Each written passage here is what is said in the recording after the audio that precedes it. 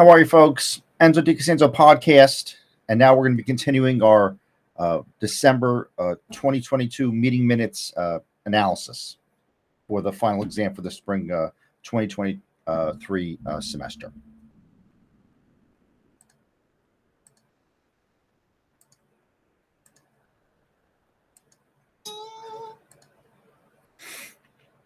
All right, so we left off last time, so this will be the 9th video, and this will be based on the December 13-14 Federal Open Market Committee meetings, and we talked about what a central bank is. We talked about what the U.S. central bank is, the Federal Reserve, the Treasury. We did a lot of foundational work. Now it's time to get into the details. And as we're going through this, if we have to update some data, we'll go through those exercises in the video.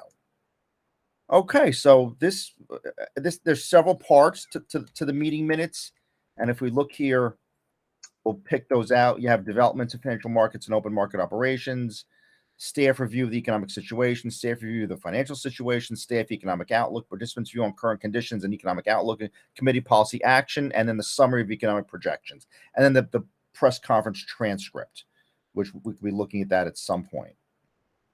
I don't know why that's got a lowercase. It should be uppercase. It should be, oops, get 12 like the rest of them. So we fix that. Okay, so let's hit the first one here. So how the term premium we'll talk about, and then the rest of these we'll get to these. We'll put them in red, and we'll start picking off the red as we go through this. Okay, so now as we're looking through this, like my colleagues in Florida like to say that I'm a walking Bloomberg terminal. So it says developments of financial market and open market operations. The manager pro tem means for the time being. Okay, the judges can be that, and the legal profession. So Jay Powell being a legal guy, there's certainly a legal tinge to his chairmanship of the U.S. Central Bank. We looked at the developments in the financial market. So, and that we've looked at that very, very heavily. We've looked at that.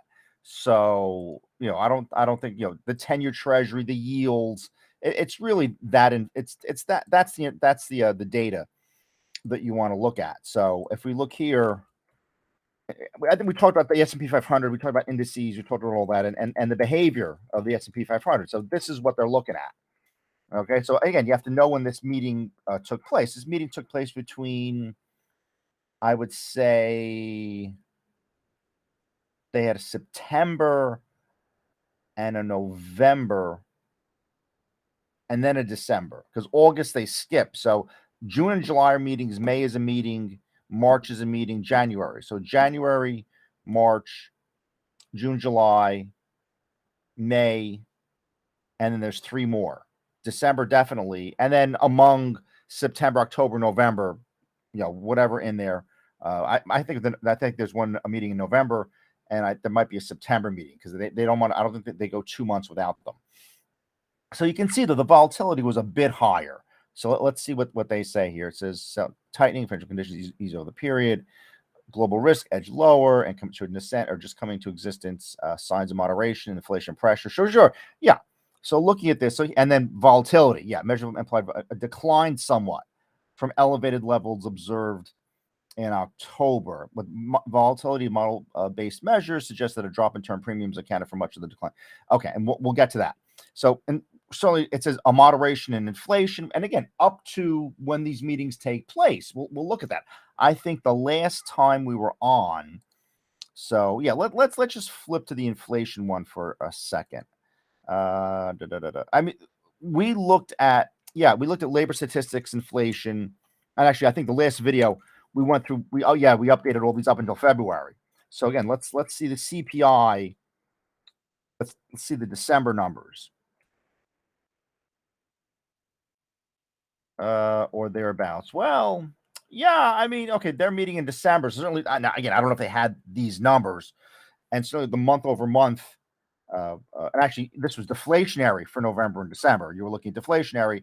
You weren't at 9 or 8. You were at about a 7 in October, 7 in November, and a 6 in December. So sure. So when they make the statement that says inflationary, it says moderation in inflationary pressures. That's there's your moderation. So that's one inflation measure, and all the other ones should follow. Yeah, I mean, here it was 6 down to 5.9, 5.7. As long as the year over year is really the most important one. Okay. I mean, you can look at the month over month also too, but again, certainly there was moderation November, December. The month over month change was much. You almost had a percentage change, certainly in May, and April, and March, February, and it was down to, this is down to, whatever, you know a fifth of a percentage, and a third of a percentage, a fifth and 7/10 and 7 3/4 of a percentage. So yeah, so there's your, and again, moderate with, and folks, and you guys remember from last video, it's a lot of work, dealing with all this. Okay. These are the year over year. This was what? This was energy. Okay, this was energy. Yeah. So the energy, still 13% isn't good. That's for sure. When you had 19 was deflationary. Yeah, energy was getting cheaper in 19, but still in 18 you had some double digit changes, and you had some double digit changes in 17. So it's, you can't just say, oh, well, Trump this, Trump that, or Obama this, Obama that. But certainly 2021, every month except for January had steep energy percentage changes, and certainly it went, from 29% to 13. That's definitely moderation. That's energy. This one is gasoline. Yeah, again, deflationary. You had a couple months of deflationary movements in gasoline prices from a 60% change year over year in June. Okay, so certainly that's moderation. But you can see though, for that one little sentence, let's look at the shelter numbers, and economists and market watchers are saying, well, the next financial crisis is going to be in commercial real estate, and we'll see what happens with that. Shelter prices, no. Shelter prices were actually, the rate of change of prices were higher in November and December compared to the beginning of the year, and have actually been increasing pretty well from the end of 2020 to now. So those are not moderating the shelter prices. But again, the component of that compared to goods or services, or something to that effect. Okay, so again, so that one little sentence, right? The inflationary, the moderation of inflationary pressures. There's a lot of data that goes behind those particular statements. So it's, and now again, pro term, but a discussion of development financial markets, fine. So again, several months of tightening, which means obviously increasing interest rates, financial conditions ease over the period as investor concerns about global risk edge. Now again, this is as of December. This was before Silicon Valley Bank. This is before Signature Bank. Before, so you could see very well-schooled people, very, in the very, very well-schooled people in the not so distant past were saying, global risks edge lower, showed nascent signs of moderation of inflation. Okay, that's true, but risks edge lower, global risks edge lower. So I don't know how that, you wouldn't make that statement in March, that's for sure. But they made that statement in December, believe it or not. So again, did they see Silicon Valley Bank come? They see the regional bank crisis happening, and as and as quickly as it happened, you'd have to ask these people what they knew beforehand, kind of a situation. It says central bank communications signaling a slower pace of rate increases, but appear to contribute to improved sentiment. Again, that's a big word. Sentiment is how people feel, the confidence they have, or the attitudes they have. And the Michigan survey is really based on sentiment and confidence and projections and all of those kinds of terms. Then it says measures of implied volatility across financial markets. That would be the S&P 500 declined somewhat from elevated levels in October. So again, just this sentence, just right there. We'll look at that one next. And again, going back to the Standard & Poor's graphic that we put together here as of the beginning of March, so we can just leave it sort of. We can update this, but we do that another time. So that's percentage change. That's the index value. Okay, so again, so you're comparing from here. And what did it say? It said, okay, volatility declined somewhat from elevated levels in October. Didn't say that how the index behaved, but certainly the index was I mean it was moving up and down there. And what you could do is you could also simply just graph this just from, that's Treasury's 2-year. Yeah, you could just graph the end of 2022. right? You could just graph from maybe here, from September 1st to December. And again, this is, we know what this is without going bananas with figuring everything out. Okay, so that's what that looks like. And then you can do select data, edit. Oops.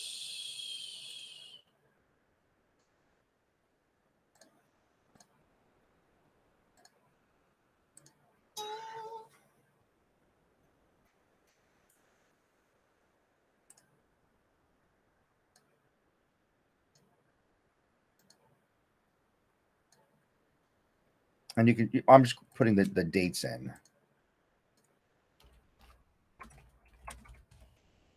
The index values. And also legend. You don't need to do all the details with this. We're just doing a quick, we're just trying to sort of validate what's in the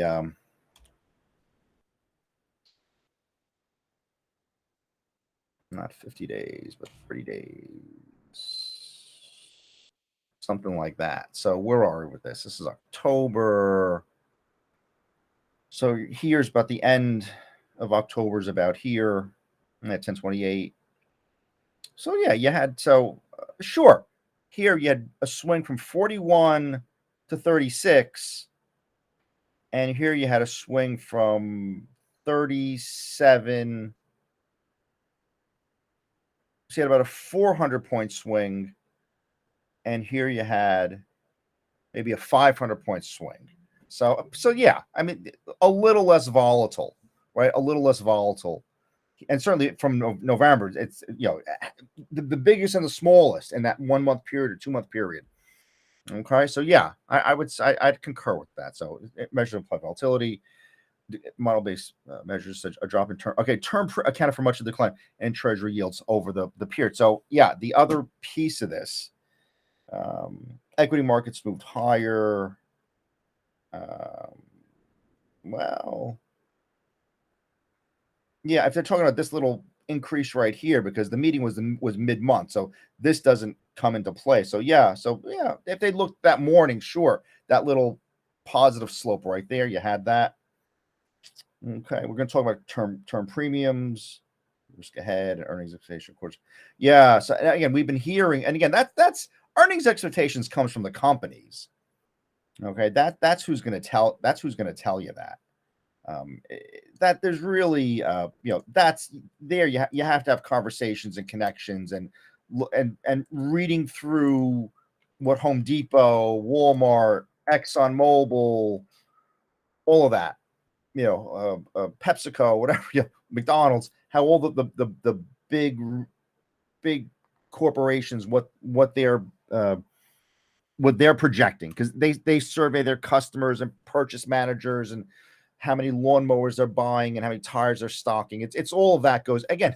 This, it says equity markets contract, noted risks to growth ahead, earnings expectation for coming quarters have been marked down. So again, this part of it right there saying, well, how do you figure out what that is? You got to look at the forecasting and the projections. Like a Walmart is probably a great one, or Microsoft or something, or Apple, what they think the future is going to look like, and they're going to put that in the press releases. And I didn't go through and look and say, hey, what's Walmart predicting and projecting for the future, kind of a thing, but it's definitely in there.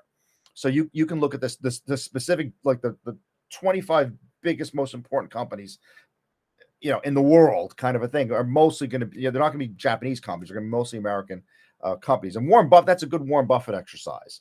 You know, what the earnings are, or what earnings expectations are going to be from the companies. There's no real government agency that's going to tell you that. Okay, so they're surveying the corporate America also. You know, what JP Morgan thinks the future is going to look like, what Apple, Microsoft, what all, you know, what Google thinks, and it's advertising dollars, and the phones that Apple's going to sell, and the software licenses that Microsoft is going to sell. All that goes into it. Like I said, and Microsoft, I remember looking through what they thought their projections were, but you have to, I can't do it in 5 minutes, you know, online here. But if you seriously study the Securities and Exchange documents that are released from these companies, from the big corporations, it's going to tell you that. But what I've spent the time on in this particular course is Treasury yields and term premiums. it says, so the decline in treasury yields over the period. So again, let's see what the reality in that is. So this, you can just move that over for the time being, and we'll leave that there in case we want to refer back to it for something.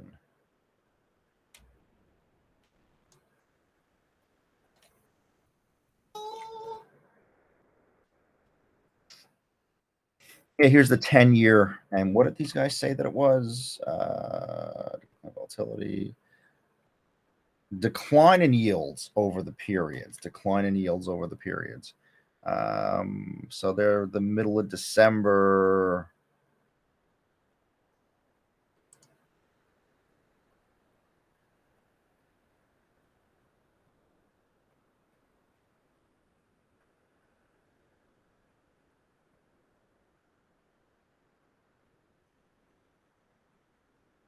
Yeah, so the middle of December, they would be around here. The decline. So they're talking about this little decline right there.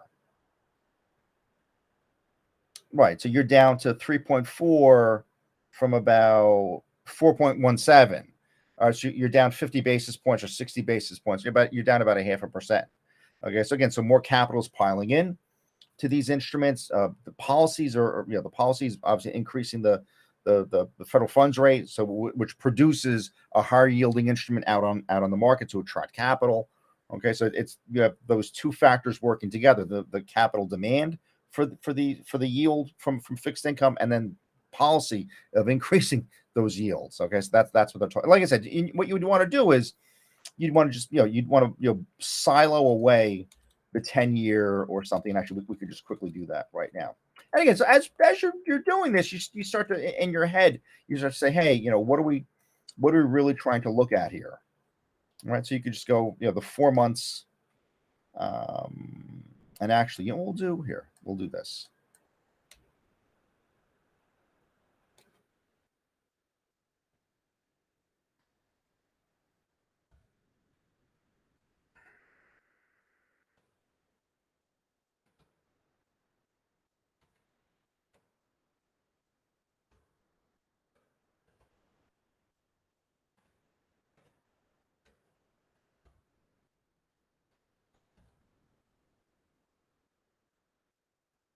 I'm gonna copy this thing. Oops. I'm gonna go here. You can look at the 2-year, but we're gonna, we'll just look at the 10-year. And since we've extensively spoken about this in previous videos, I think we'll be okay with just the 10-year, because we've looked at everything else. We looked at the 3-month, and we've looked at all that. So we're gonna click here. There we go. This is coming out.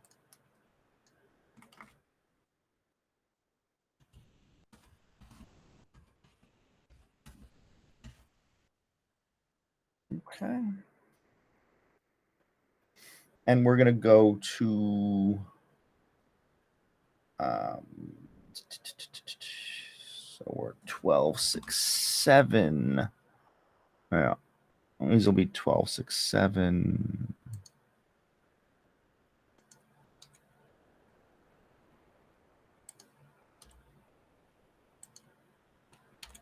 And it's going to be BE and BD.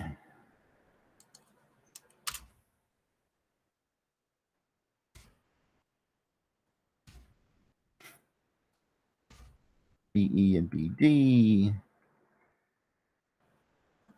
Just have a turn. And if we got to extend this, we'll extend it a bit. That's the terrible. What I just now is the terrible way to do it. You should type it in like we did here before. And this would be from at the end. And you want to see the fluctuation as much as possible.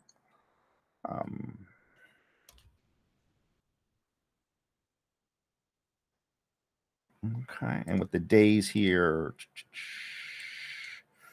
15 days, maybe something like that. Yeah. So there it is. There's the 10-year Treasury yield, and what that looks like. So they were here sometime. So yeah, so there was a bit of a decline just before that meeting. Okay, so yeah. So again, but you've got to look at what what these folks are talking about.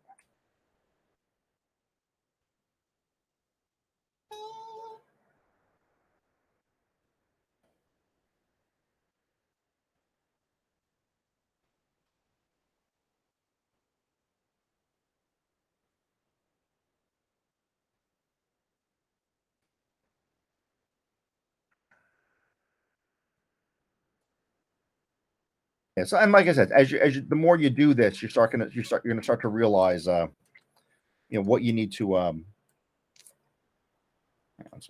read that out for the time. What you need to have sort of to look at all this.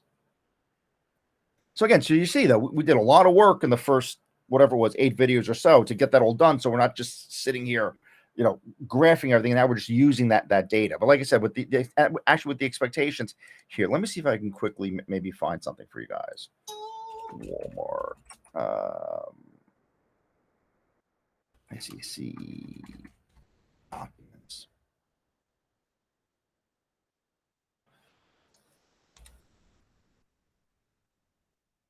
Any reports?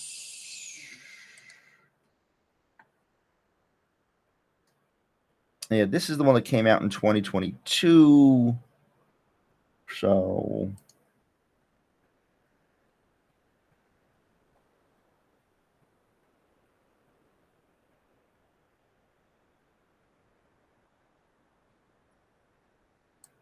let's see. You can do.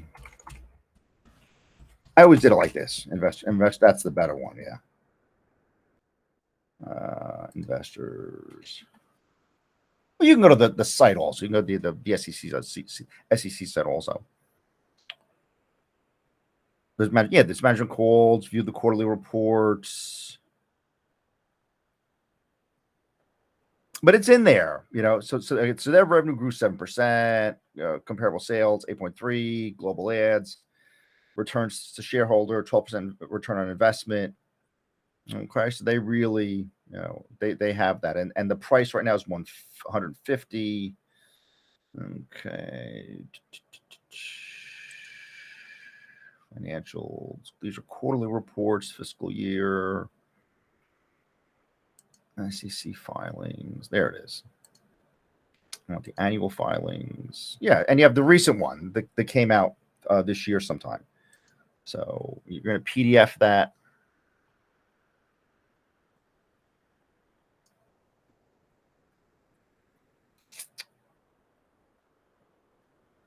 And I know what words to sort of throw in here.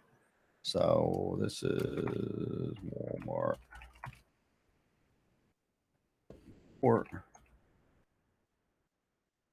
free.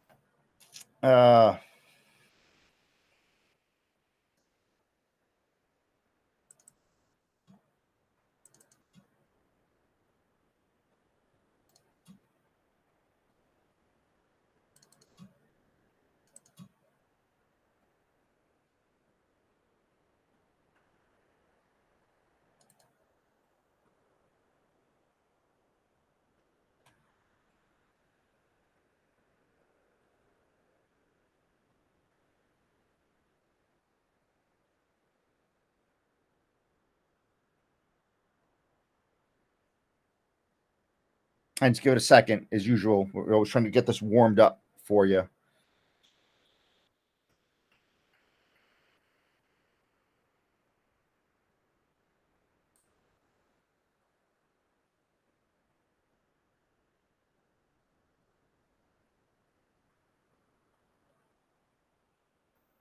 Okay, and you want to search. Again, this is 215 pages. I mean, you can read all this thing, and actually, I will start doing some more recent ones for some of my classes here. But let's see. Projections. Again, it's going to take a second to sort of search for this. There it is. Now it's searching.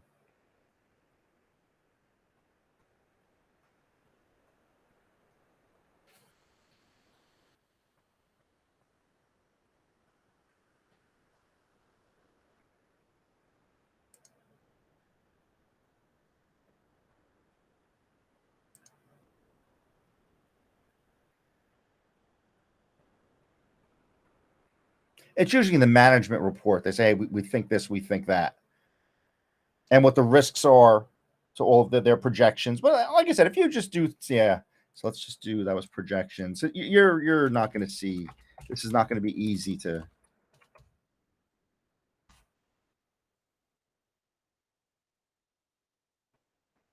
Expectations.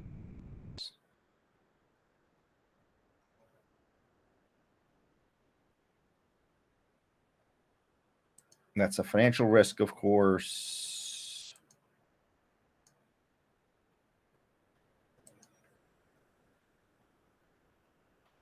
The risks are good. Some critical accounting estimates. Okay, that's accounting estimates. So that's not it. It's accounting estimates. Accounting estimates. Deferred taxes. Yeah, that's all. This is all the accounting stuff.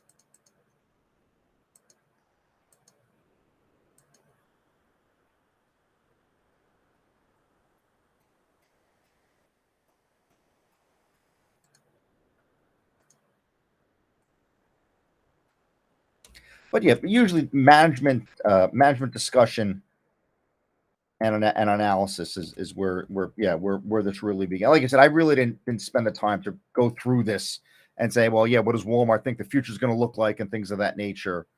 Yeah, it says we operate in a highly competitive omni-channel retail industry. In the markets we serve, we face strong sales competition from other discount department, drug, dollar, variety, and specialty stores, warehouse, clubs, supermarkets, as well as e-commerce, health and wellness, financial services, advertising, data service businesses. Many of these competitors are national, regional, international chains, or have a national it says omni-channel or e-commerce presence. And so yeah, it says how they compete, and it goes through the risk factors. And then, and here, I mean, it says we, along with other retail companies, are influenced by factors not limited to catastrophic events, weather, risks related to climate change, global health epidemics, including COVID-19 pandemic, competitive pressures, consumer disposable income, consumer debt levels, buying patterns, consumer credit availability, disruptions in supply chain, inventory management, cost and availability of goods, currency exchange fluctuations, all the stuff I teach, customer preferences, inflation, deflation, fuel and energy prices, general economic conditions, insurance costs, interest rates, and on and on and on. Again, you guys can read that yourself. Imposition of tariffs, cybersecurity attacks, unemployment, okay, and on and on and on. So so you're saying, what do we think the future is going to look like? And usually the letter from the CEO, which is not, it's may not be here. And it says, strategic capital allocations, consistent operating discipline, which means controlling costs, strong and efficient growth, which means growing revenues and growing earnings. So it's the same analysis every single time, basically. It says with fuel.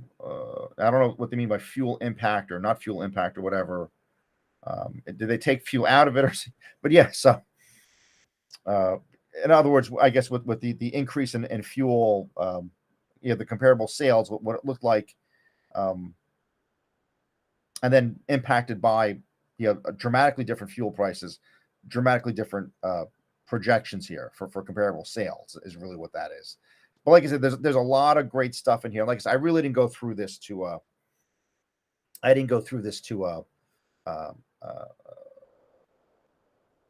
analyze the wall, but it's in there, like I said, and what what they think the future is going to look like. They're going to talk about energy prices and how that. And hey, you drive into Walmart, with the one I go to in Secaucus, there's all these trucks that they're unloading their products, their goods, and the trucks didn't just fall out of the sky. It drove there from God knows where, and that's you're if it's more expensive for that guy to drive that tractor trailer into that parking lot, you're hitting, you're gonna get hit on the price. No doubts, no questions about any of that. That's just something to keep in mind.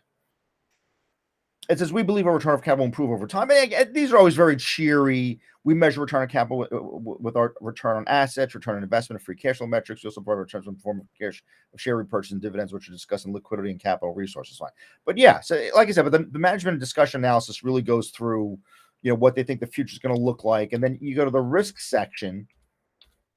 Okay, this is results of operations, and again, look at what impacted it the last couple years. There'll be a couple years of results in here. You look at what's and then you can project forward. What you think the impact will be a year, 2 or 3 years down a 50-year projection. I mean, who does that help? I mean, I've seen some of that stuff out there. Yeah, I mean that's not a. that's not helping anyone here. So, and I have to go through. It says excluding fuel information is useful because it provides investors understand the effect of Sam's Club segment fuel sales on results of operations which are impacted by the volatility of fuel. Volatility of fuel may continue to impact results. Okay, so I don't know. Maybe they take an average fuel price and then maybe the one that actually happened. Okay, and what that's going to look like in terms of sales, and also I suppose the reason that it's higher here, Walmart may have been selling gas, maybe not up north, but maybe some of the southern Walmarts sell gas. So, which is why you're looking and saying, well, why is it higher? You know, why are net sales higher, including fuel instead of excluding fuel? But their numbers are. Yeah, this is Sam's Club. That's not their numbers are in the hundreds of billions. It's not 84 billion. I mean, it's their numbers are way up there. But Sam's Club, it's that portion of it that's Sam's Club. It talks about the debt profile.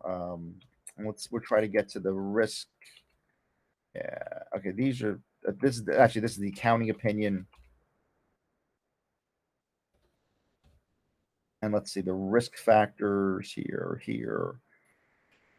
Fail to successfully execute our omni-channel means multi-channel strategy, and the cost of the investments in e-commerce and technology may materially adversely affect our market position net sales. So yeah, I mean, I've had rather heated arguments in terms of the risks of this stuff. I think the risks on here are pretty well outlined, and then the person who may be criticized that may not be such an economic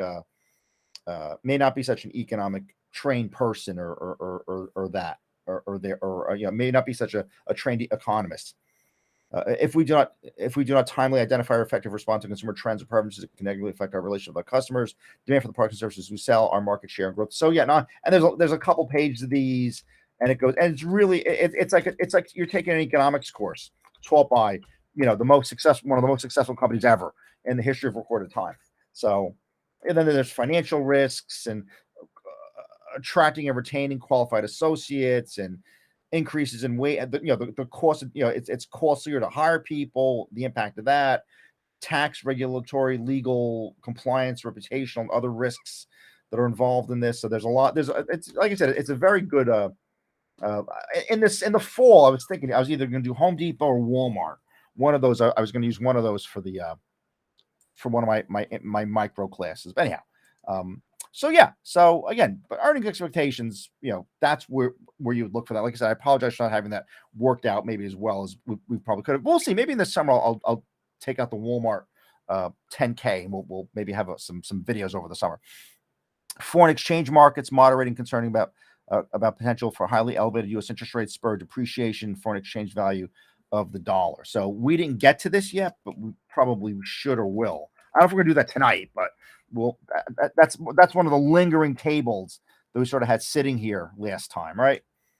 Because what did we do last time here? We had S&P, we had all the Treasury stuff, we had the federal funds rate. The 3-month was here.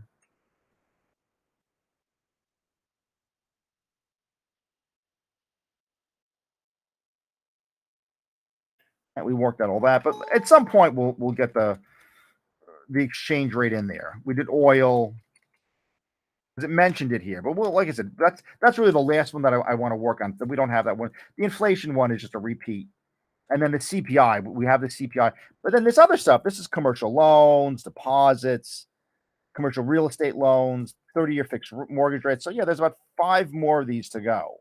So we'll shoehorn these in as we go along. We want to get the spot exchange rate done, and we want to get that old lecture. But today I wasn't going to do too much of the Excel stuff tonight. I just wanted to just get us going in the direction here. But certainly this is a good one to get worked on, the foreign exchange markets. And there's moderating concerns about the potential for highly elevated U.S. interest rates, and spur a depreciation of foreign exchange value of the dollar. Do I have it somewhere?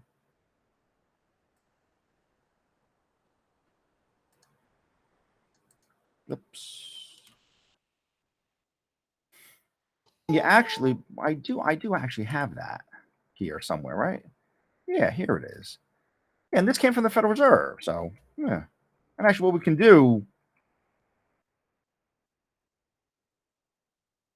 we stopped here What? Okay, we stopped to February. So yeah, we have what these guys are looking for.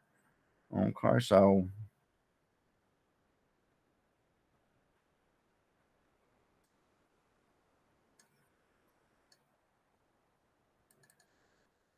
yeah, what are these guys talking? These guys are talking about. See, all you do for the foreign exchange. This is, folks. This is, I mean, at this point, this is relatively simple. This is dollars, the U.S. dollars here to buy a euro. Okay, it cost 123 a couple years ago, and now the euro costs $1. Okay, so all right, so there's less. It's you have less. So the euro cost, it was expensive. Right now, it's cheaper. It takes less dollars to buy the euro. And you might say, well, how does that, this is, yeah, and this is for 1 euro. Well, this is the exchange rate. So in other words, this is euros to buy the dollar. So 0.8 or whatever it is.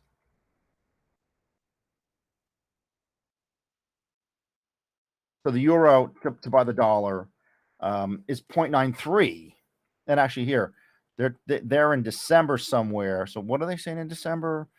They're saying exchange, or conservative high level interest rate depreciation for exchange. Okay, so the dollar's depreciating is what they're talking about in mid-December. Yeah, the dollar, yeah, they're meeting at 0.94. Yeah, and it was the dollar was buying over a euro, right, a month earlier. And now it's 0.95 euro. So yeah, that's a depreciation. The dollar's depreciating, right? It's buying less euro is what the dollar, and the reverse of this, you're 1.06 here, and whatever this is, 0.99 or something. So to buy the euro now takes more dollars here than it did a month previously, right? It took a dollar to buy a euro. Now it takes $1.05 or $1.06. And that, believe me, that's a 6% change in a month. Okay, so that's a lot for and that's a lot for currency, right? That's a lot for currency. And in terms of volatility, whatever, we looked at here, 0.17, 0.22 in November. But see, October, very low volatility. Here, negative volatility, low volatility. So when you're like this, when you're whatever at 0.22, you're at whatever, a fifth of a percentage of change, right? The average for the month, that's that's volatile. And 0.17, whatever this, 17 basis points, 22 basis points, however you want to say it, right? You have higher volatility for the dollar. Like I said, all you have to do for this is you're going to drop in the dollar values. This is just an inverse. That's all that is and this is just the change, and then the percentage change. This is all the same stuff. This is all the same stuff that we previously did. So, and keep just repeating myself, doing these. You have to sit and work these out. So yeah, we dropped in from a couple years ago, the cost for a euro. Okay, so 1 euro bought 122. Right.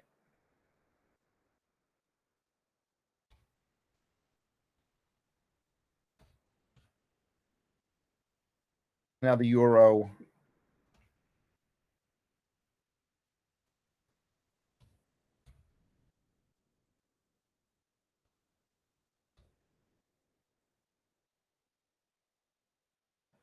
Actually, looking at this, I mean, here, this we're at now again. This is just relative to previous, right? So obviously, look at this. They're looking like right there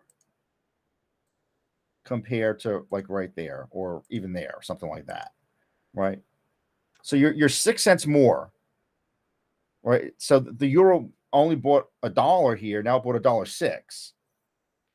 Okay, so euro is strengthening, and our dollar is weakening because now it was 0.94 cents, and here it took to buy the dollar cost a euro. Now the dollar costs 0.94, so our price went down, right? For the euro to buy our dollar cost 0.94 euro as opposed to one. And again, you might say, well, that seems very small, but you get that kind of a change in a month in a currency. That's a lot. Okay, and that's what they're talking about. Okay, that's what they're talking about. So that's our little international part of things here. That's foreign exchange. The manager pro tem noted the failure of a prominent crypto asset exchange. I think that's the thing in the Bahamas.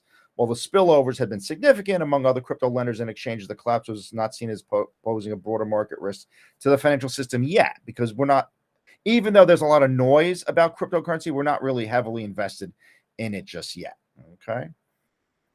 Again, the outlook for inflation, the compensation implied by the Treasury inflation. So, yeah, declined over the period, responding to lower than expected consumer price index. So, again, we looked at the I said it was about the same, but here, where's inflation protected securities, crude oil? These are the deltas. Yeah, this is inflation index, which is right here. Yeah, again, we're up to February here, but again, the meeting is here. So again, what did this thing say about inflation protected securities? Implied by Treasury declined lower than expected CPI and a sizable drop in oil prices. So yeah, so it talks about oil prices here, and again, we're here, right? We're about there. So that's the yield on the Treasury, and the inflation protected Treasury, which is right there. So this is 1.28 and 1.45. And what did they say it was doing? They're saying it's declined. Yeah, it declined, and it did. Right, it went from 1.45 to 1.28. Right, so you're not getting as much from that from that protection.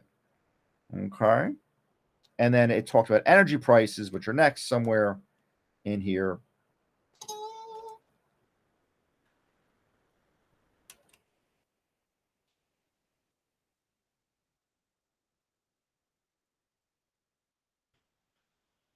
This was no, not this. Yeah, crude oil prices.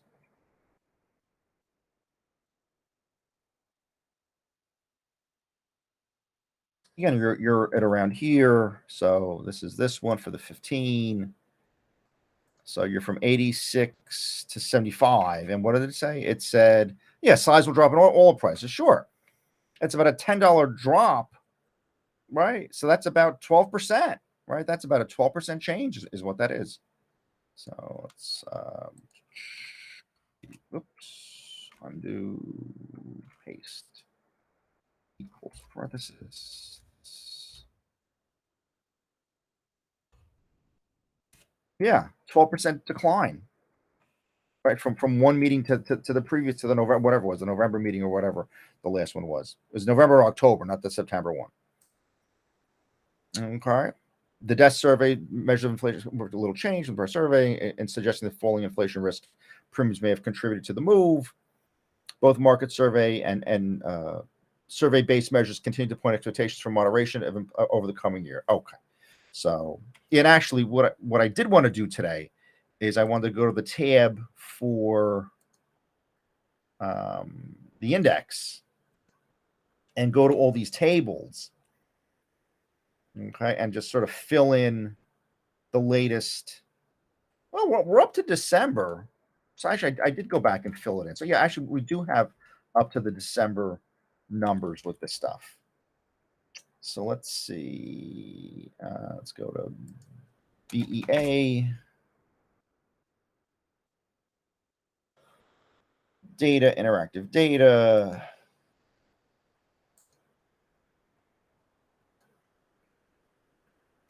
That's your login, basically, 286. Oh, you do have January and February. Okay, so you do have these extra months here now. So,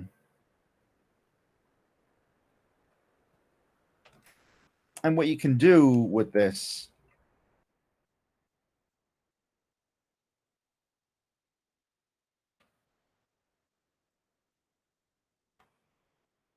some of these are still preliminary, 2, 2, 3, whatever. 3, 2, 7. Yeah, these are all preliminary numbers. Actually, we'll quickly do this. So we're gonna download Excel. So yeah, again, for the the graduate students who maybe you weren't in one of my undergraduate classes where we did a lot of this. This is real personal consumption expenditure by major product type, by durable goods, non-durable goods, and this is in reference year dollars, 2012 dollars, but today's. But so in other words, it adjusts for inflation, but the base year is going to be 2012, so it's going to be 2012 dollars.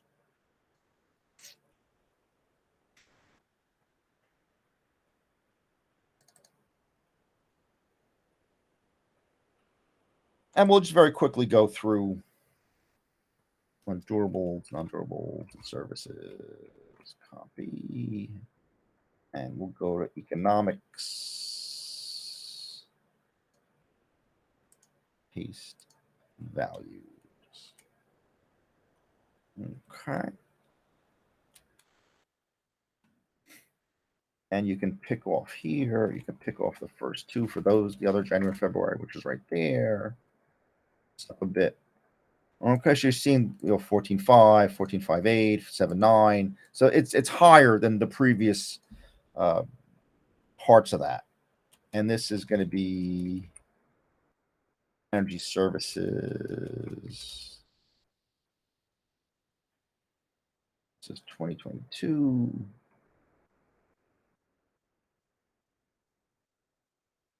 Here's the data. And then you have these last two that are here. Escape.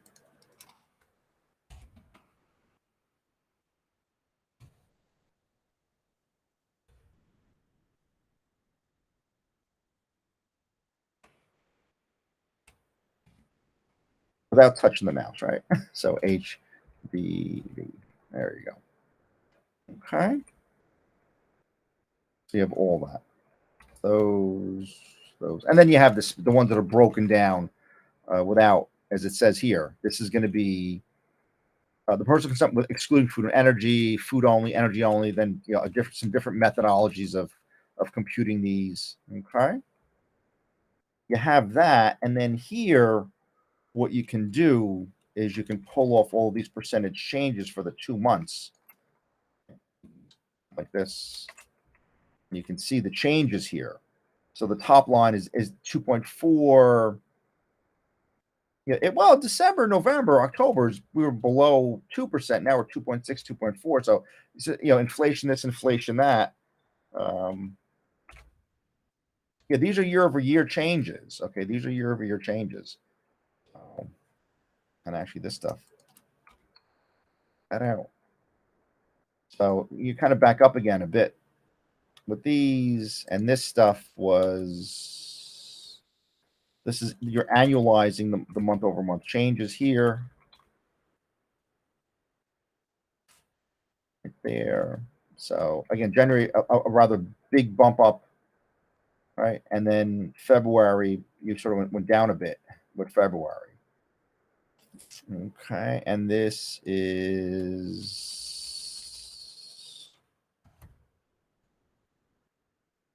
this is just month over month. Yeah, that's all this is. You can see we dropped that data in there. We dropped the data in.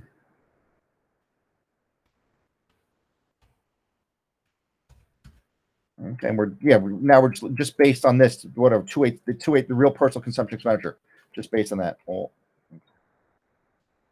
yeah, those are month over. Obviously, this is a bit deflationary for February. All right, this other one, this is the change from the preceding month.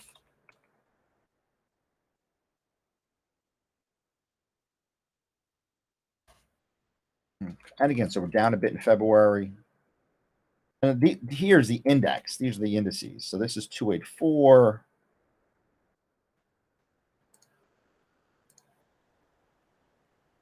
This is right there, the index, which is right there. And then you can just, now this one, this is just an index. You're not downloading anything from this.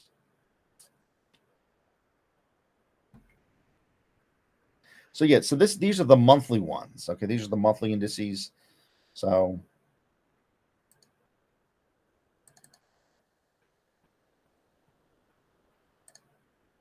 All right, so 3.8 you don't need anymore. You're here with this. So this is going to be up to services.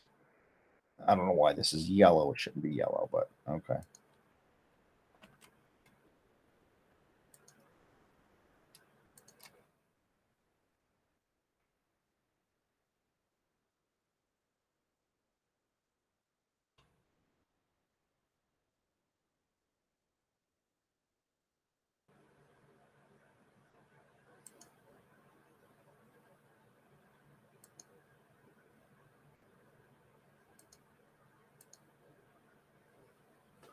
I don't know what happened just there, but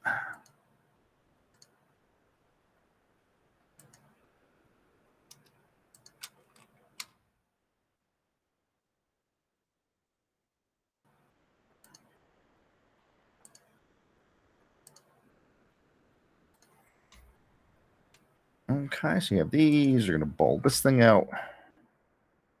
Okay, and then down here, this is just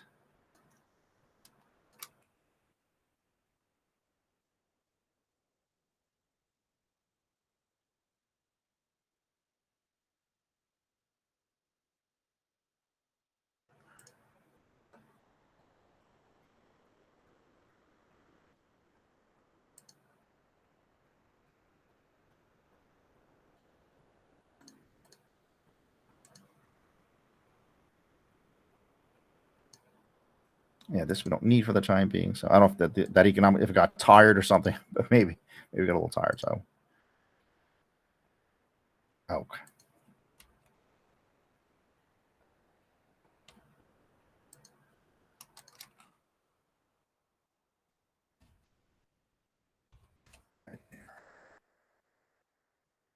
Okay, so we have that.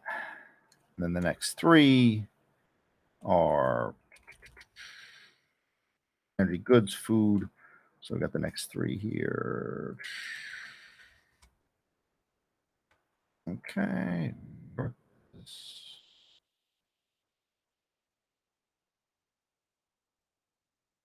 Cover, paste values that are in there.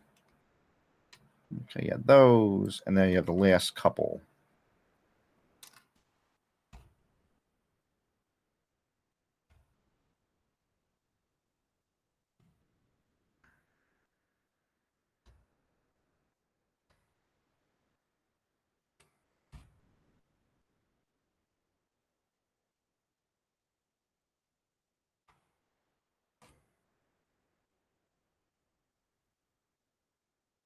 Okay. And then you have the percent, you have the changes there. And this is, yeah, that's the monthly ones. So what we'll do is we'll do January.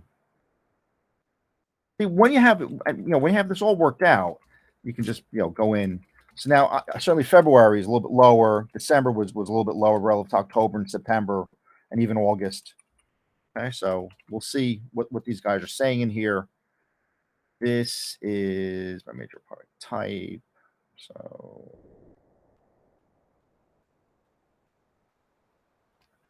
yeah, this is this stuff here. So this is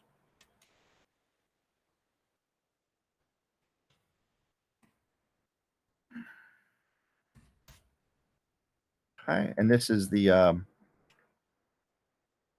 month over month percentage changes, which for December were low compared to October and September. And this is another one here. This is 8.5. These are the nominal ones, and that's it. So we'll keep it with the monthly. Then we'll do there's quarterly ones, annual ones. Well, the annual ones, I don't think we're gonna be able to hit that. And even the quarterly ones, I don't think we're gonna be able to hit those. So here, let me see.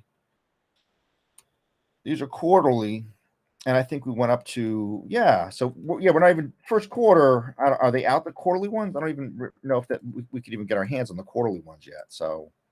Um,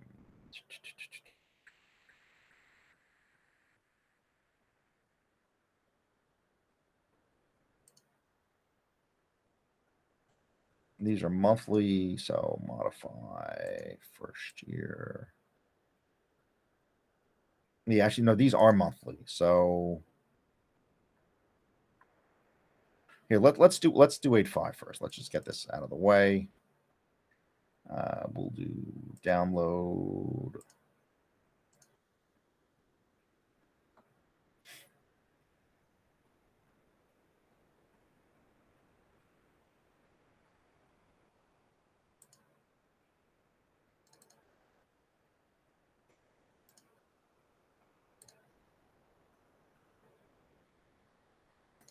We don't need.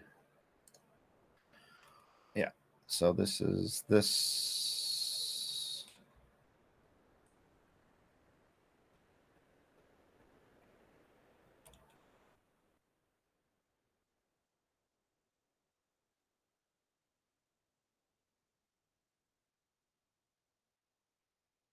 Here, switch 5. Yeah, this is just the nominal. This is not inflation adjusted. So these numbers will be higher than the 286. 286 was 12, whatever, and the latest one was 14. 285. It was 17.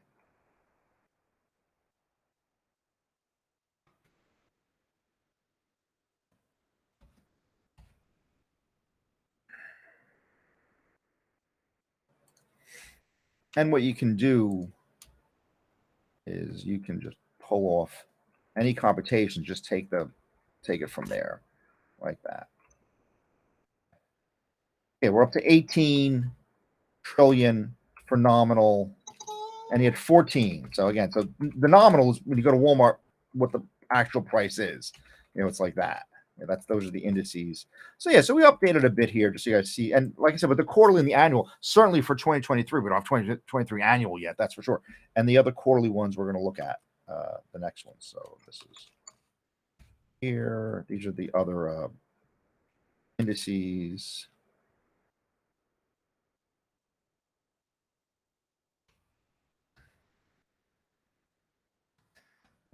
That out.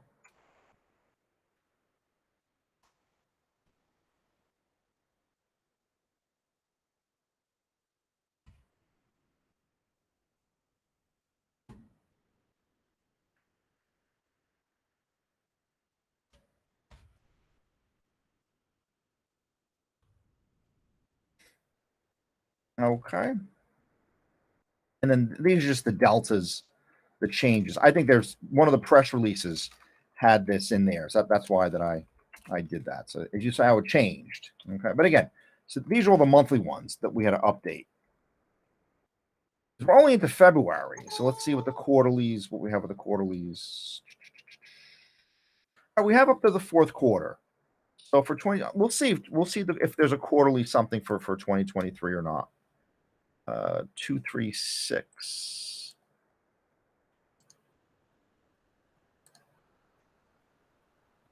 Yeah, see, it's only up to the fourth quarter. So because you were January, February, March.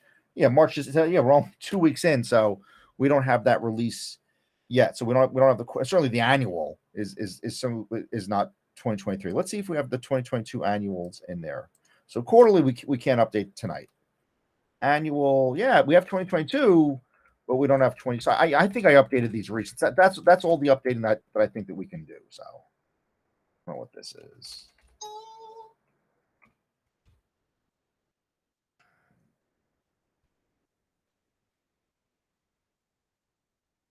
I put different little memory spots for these all over the place. But this is another way to check inflation, and actually, and really the index is really what we care about. So this is this is year over year. So yeah, December, November they're down. This is month over month, annualized. Still actually deflationary, right? For November, December, actually deflationary. Also month over month deflationary. And 8.6. These are the deltas here. This is the index. And yeah, so certainly, yeah. So these things they're in decline here. This is the index, which is actually what's mainly used, and then this is the nominal one. Okay, but these are the ones that they really look at. So which is why they're yellowed out. So survey, falling inflation risk. Yeah, falling inflation may have contributed to the move. Both market and survey continue to point to expect moderating. Yeah, so certainly it is moderate. And that says regarding the outlook for monetary policy, the market and debt surveys based, again, surveys, right? Based measures indicate expectations for the committee to maintain elevated policy rates through 20. So there, again, if someone tells you what they're going to do, believe them. All right, so I think the last video we looked at what the measure was for December was whatever 4.5, and I think we're up to 5. All right, I think we looked at what the measure was up here somewhere. Yeah, 4.25 to 4.5, and that it'll be higher for the January one. It'll be higher for the March one, May. Right, so March, May, we have those that we're expecting.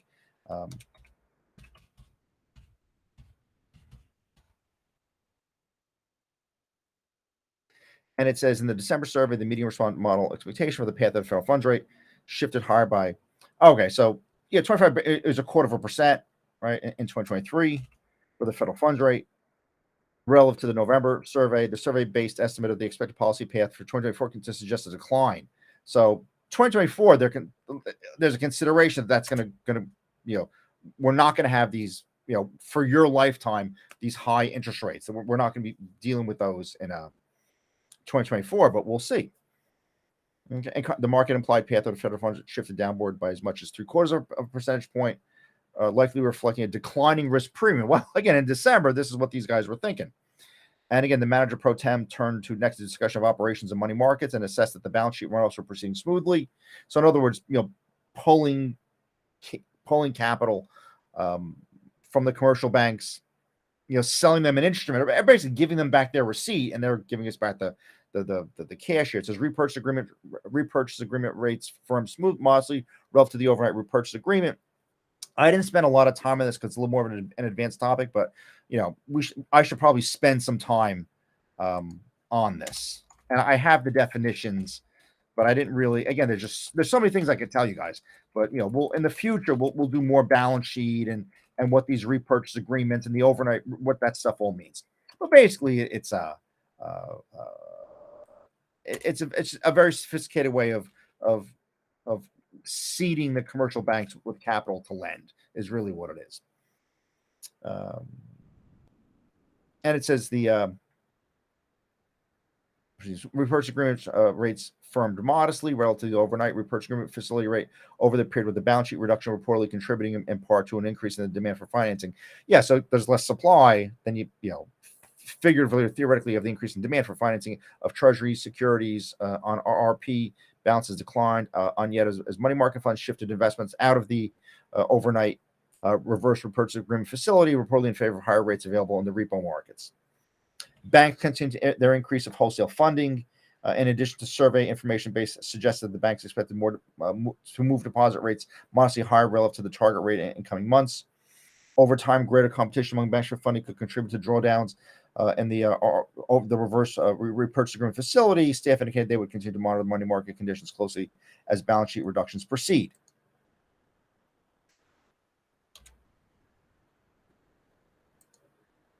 Okay, and now we have a couple definitions. Yeah, the rest of this is we'll get to in a second here, but deposit rates are next.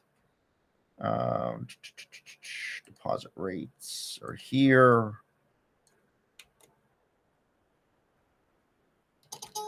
So there's S&P 500.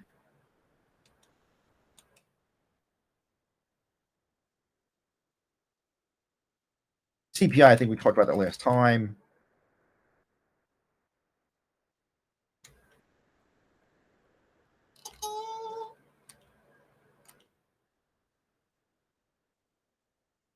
These are commercial industrial. Here's deposits, the rate of deposits that are the change. And again, this is up to February. So you were looking at changes. Yeah.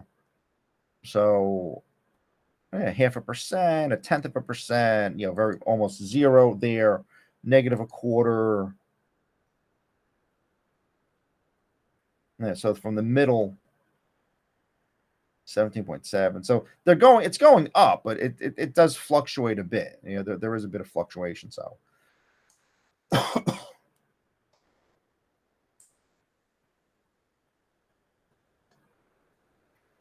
Yeah. See, so again, so the deposits are down. Okay, the deposits are down, and the banks because they can get better yield in the market.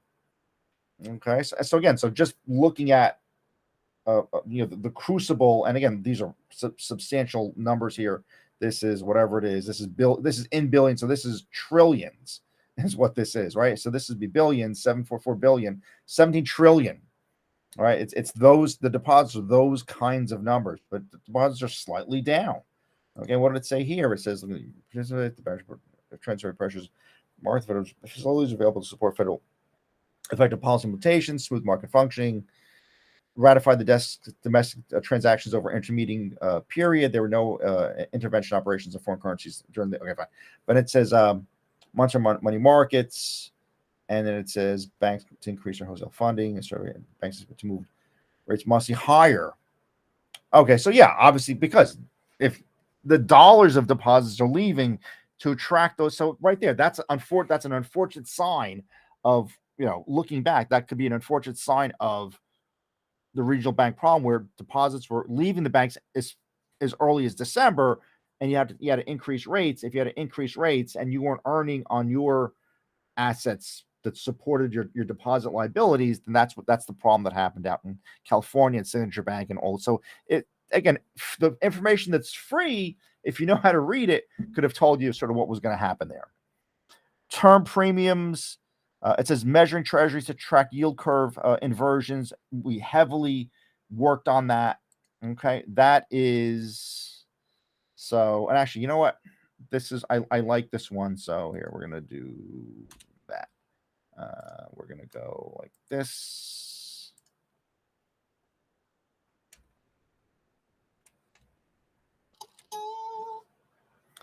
Guys, just give me a second here. And actually, this is.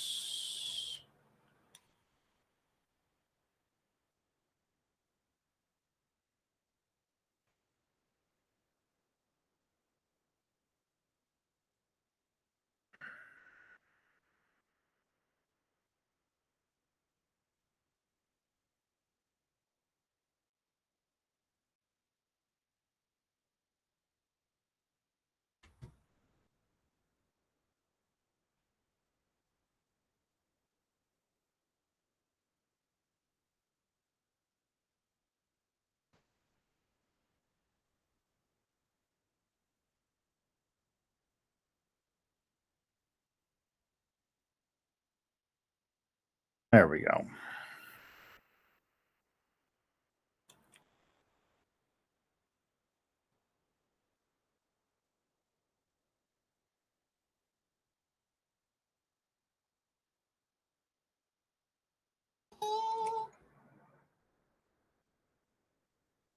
Or maybe it's here.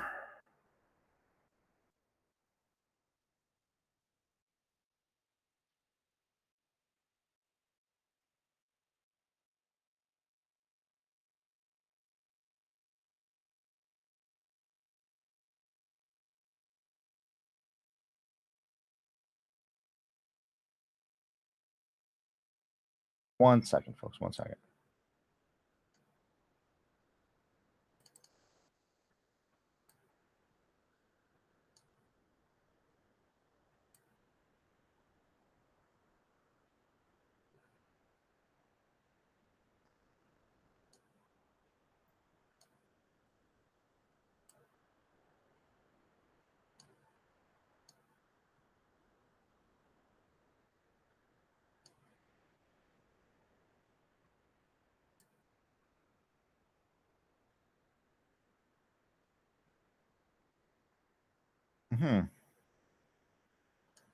I guess I can't find my graphs now. So what happened to those graphs? But okay.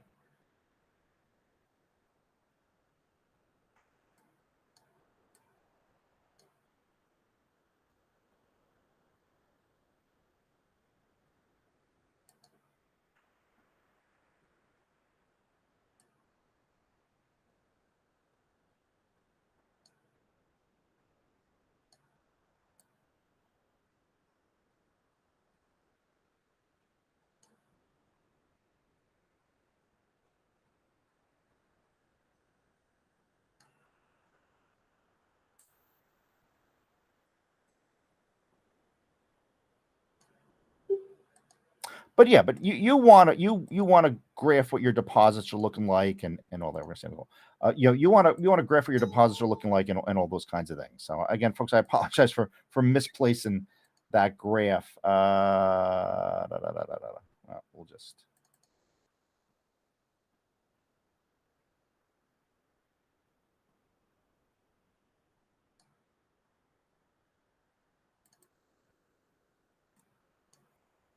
mortgages, this stuff, deposits.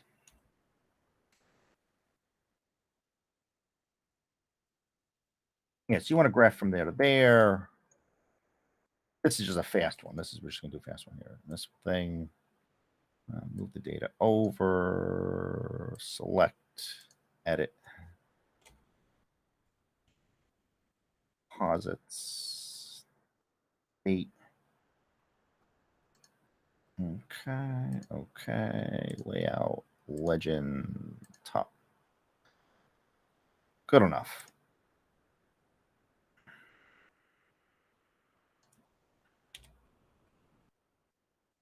Axis here. Do 15 days, right? Instead of all those days.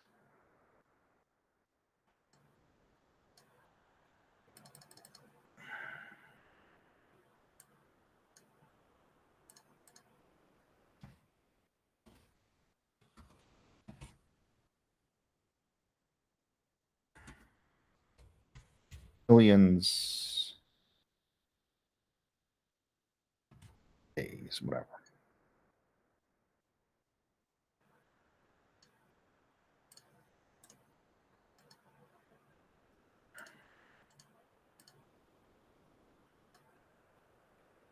But yeah, so that's what deposits look like. Something like that.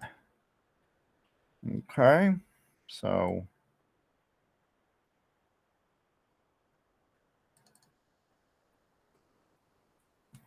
yeah, so this is the signs were there, right? The signs were there problems. That's for sure.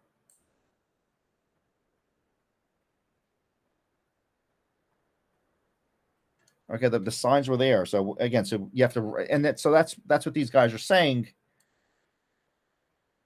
here, and it says banks are anticipating increasing the wholesale funding. It says move deposit rates modestly higher relative to the target rates in coming months to attract more deposits. When the bank attracts, they can make more loans, they can do more business, fees, commissions, interest revenue, interest income, all the ways that banks make money. That's how they can. That's how they do that by obviously having more deposits. The term premium is the amount by which the yield on long-term bond is greater than the yield on short-term bond, and we were computing that as a percentage. We computed that all over the place. So you can just go to the live part of that here. All right.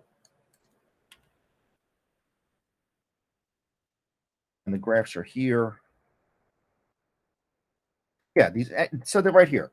So how far below zero you go? What does it say here? It says it's greater than the yield. Yeah, that delta. So obviously, you have an expanding term premium in the wrong direction. The amount by investors expect to compensate for lending for longer periods. So, and then so what was the term premium here? It mentioned it somewhere up here. It said Treasury oil prices right here. It says considerable decline volatility, a drop in term premiums accounted for much of the decline in yields over the period. But that's before. Actually, we'll leave that. We'll leave that yellow out. But right there. So again, let's look at the December, the time frame that we're looking at. So we are in here sometime. So yeah, so you had a declining term premium, and then we looked at the yields on the 10-year. Obviously, the 10-year was also going down, which contributed to this. Okay. And we looked at the 2-year, the 3-month. We made all those comparisons. We've already discussed all that. So it says Treasuries come in a variety of maturities, take the difference between the various yields to measure the term premium. And then we looked at the 10-year minus the 2-year, and then minus the 3-month. Right. We did all that in previous videos. Okay. A drop into negative territory is yield curve inversion, which I just showed you guys that's where we are. And it says the internet can represent or repeat this actually for other countries. Okay, fine. So it can do with other countries, the UK, and all that. We talked about the federal funds rate. We talked about Federal Open Market Committee, what that was. All right, we've previously discussed those, and we'll quickly go through those definitions. So it says the interest rate for the federal funds rate. It's the interest rate at which depository institutions trade federal funds balances held at the Fed with each commercial bank, with another commercial bank. When a depository institution has surplus balances in its reserve account, it lends to other banks that need larger balances.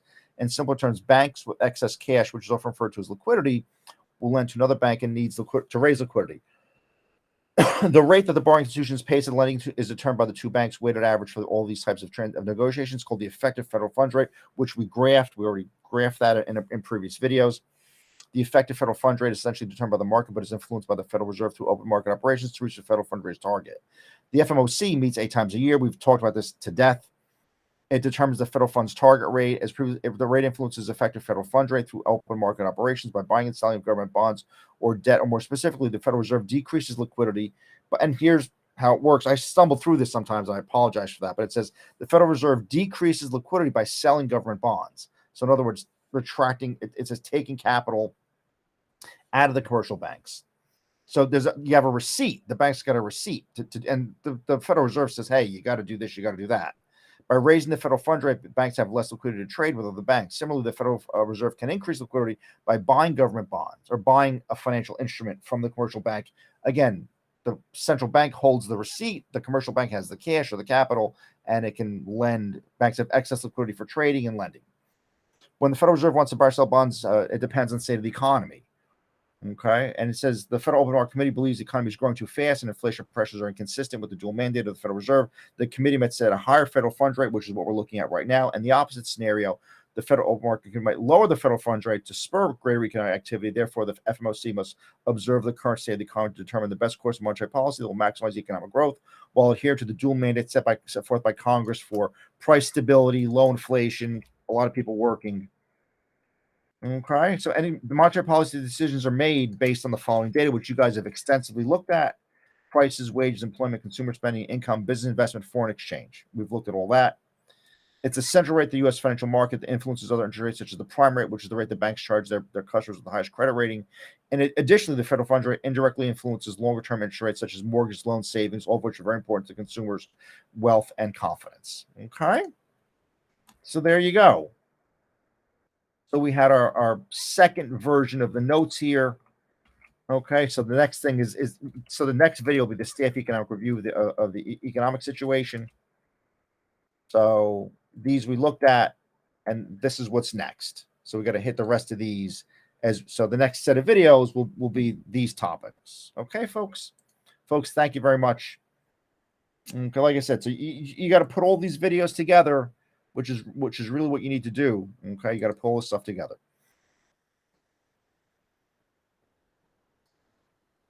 All right, happy Easter, the Anzo Di Costanzo podcast. That's it for tonight. Thank you very much.